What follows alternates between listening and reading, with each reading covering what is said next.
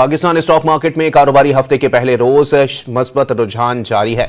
100 index 1000 से ज्यादा points इजाफे से 1,18,477 की बुलंद तरीन सतह पर पहुंच गया। गुज़िश्ता हफ्ते मार्केट 1,17,586 पर बंद हुई थी। पाकिस्तान स्टॉक मार्केट में कारोबारी हफ्ते के पहले रोज मस्बत रुझान जारी है। 100 इंडेक्स 1000 से ज्यादा पॉइंट्स इजाफे से 1,18,477 की बुलंद तरीन सतह पर पहुंच गया। गुज़िश्ता हफ्ते मार्केट 1,17,586 पर बंद हुई थी। पाकिस्तान स्टॉक मार्केट में कारोबारी हफ्ते के पहले रोज मस्बत रुझान जारी है।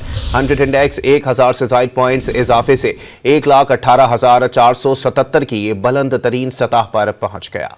गुज़िश्ता हफ्ते मार्केट 1,17,586 पर बंद हुई थी। पाकिस्तान स्टॉक मार्केट में कारोबारी हफ्ते के पहले रोज मस्बत रुझान जारी है।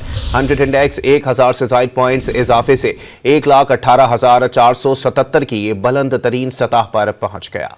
गुज़िश्ता हफ्ते मार्केट 1,17,586 पर बंद हुई थी।